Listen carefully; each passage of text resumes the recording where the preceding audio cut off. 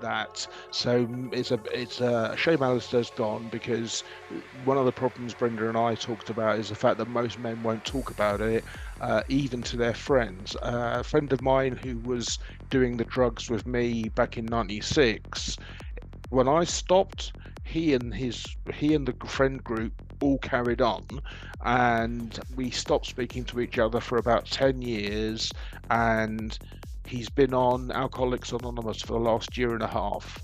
He's gone through the steps, but he found step 4, the what makes you angry, these emotional things.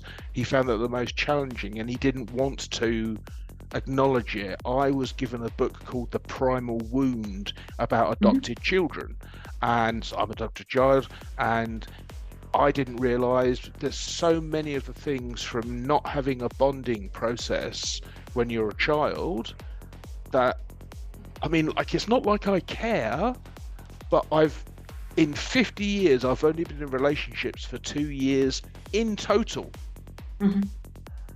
And they were pretty much accidents of being in the right place at the right time, not something. So I've never held a party in my own house. I've never even really collaborated with people before until I saw this. And now I'm running the experiment at the far end of the spectrum. So before it was free and on my own, now it's extremely expensive and huge, but with a T. Someone who would come to each of you ladies, are you dealing, so Natalia, it's black women and women of colour that have this hair issue. Do you get any men at all?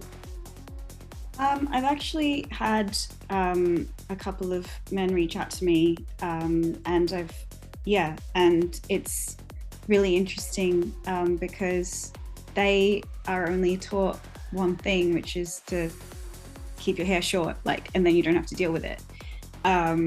So I would say a majority of my clients are women, but I think they're really, there are some men who don't know what they're doing, and they want to take care of themselves better. And also, there's a couple of dads who've reached out to me because they want to be able to take care of their kids' hair, and teach them that they're beautiful the way that they are as well.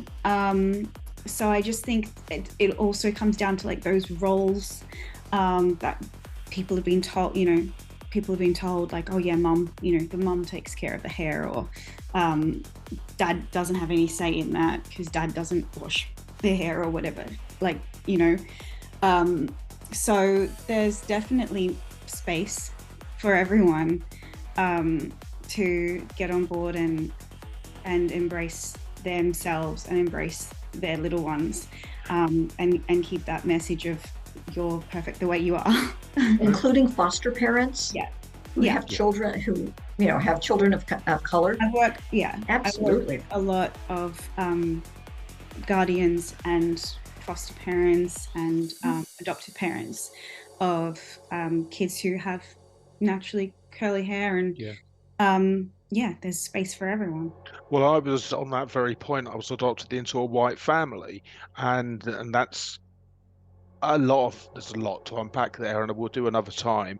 Brenda, so the reason I asked the question about men or women is because I get the impression that men are tougher nuts to crack. What do you find? Really? No, not at all. So anyone anyone that has been hurt